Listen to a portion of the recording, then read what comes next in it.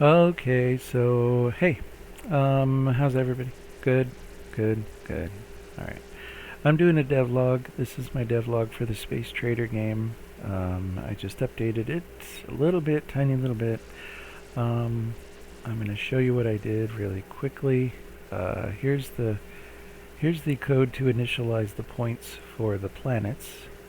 Okay.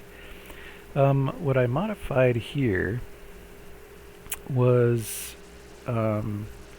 this is the grid size type variable. So the first float of the vector is the grid, uh, how complex the grid is. So the planets are going to vary from 6 plus 15 all the way up to like 20. Okay. Planet size is already set up there. Okay, then you got 1 through 6. That goes 0 to 4. 0, 1, 2, 3, 4, plus 1. Wait. Does that go 0 to 4? So that goes 0 to 5. Now it goes 1 to 6. Okay, sorry. Fixed it. Excuse me. So we need to fix it down here too, because this is for the little guys. So that's for the planets. Okay. And then what's really cool is I noticed the grid complexity of the planets. Because they're bigger, you can see the grid complexity easier. So those vary from 6 to 21. You'll see that in a second. And then the little moons are so small you can barely tell, and it gets too meshed, pixelated together, not looking good if the grid complexity is much higher than 5. So this goes 0 to 2, plus 3, 3 to 5. Okay. And then the type, we just fixed that, goes 1 to 6. This is the size right here of the planets. I think. Okay. That's working. Okay, so oh yeah, and then I did that. Okay, and then I also added in, because I wanted the planets, and so that'll change them, with the color. Actually, let me show you that really quick as I go through this too, because okay, so each one is a variable that I added in. You don't have to initialize this variable. I just realized that I didn't initialize it. See? This must be an initialization right here. When you specify, this is the vertex shader, by the way. So when you specify outfloat, and then I call this variable each one, okay?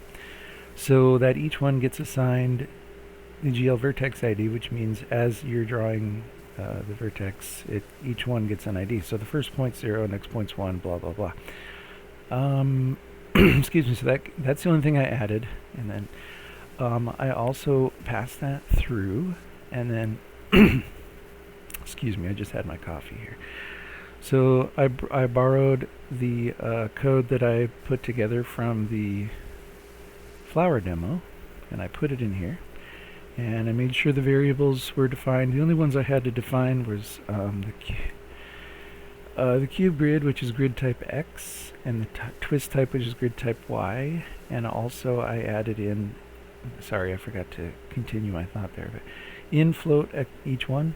Okay, so that variable that I just put in the vertex shader.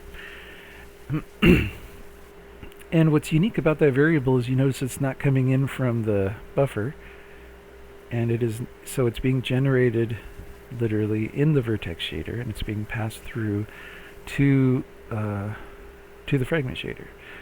So infloat each one, and that is per vertex, and I add that to the hash algorithm to generate the random number, so that each vertex gets a different random number. And then the big reveal, let's see, I don't think I changed too much in here. I haven't actually applied the color, is the thing. So the new color is, and I kind of like how it turned out. The new color is random, completely random per vertex there. But so the only thing that's indicative of the palette would be the lines that connect the moons. I'm trying to steer here. I need to add some steering so I can see where I'm going. Is this what it means to be lost in space?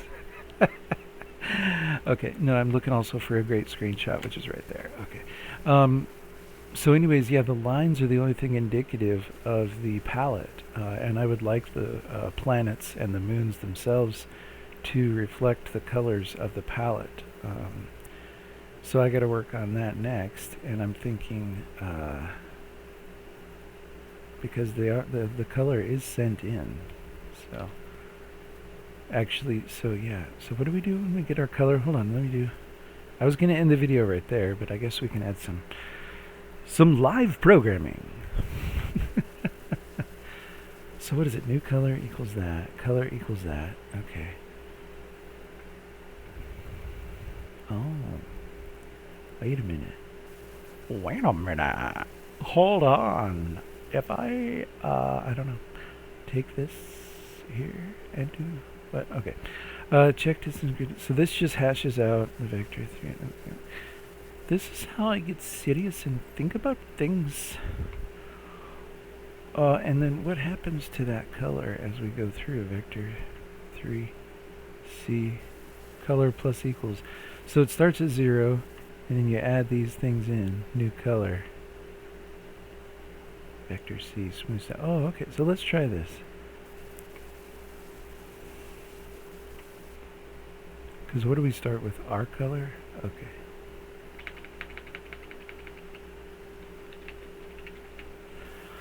Excuse me. So let's just try that. I don't know what that's going to do. Oh, it makes it too bright, is what it does. It makes it too bright. So let's start with our color. Hold on. Times, not to fear, not to fear. Let's just get a really dim version of our color. Still too bright, but wow.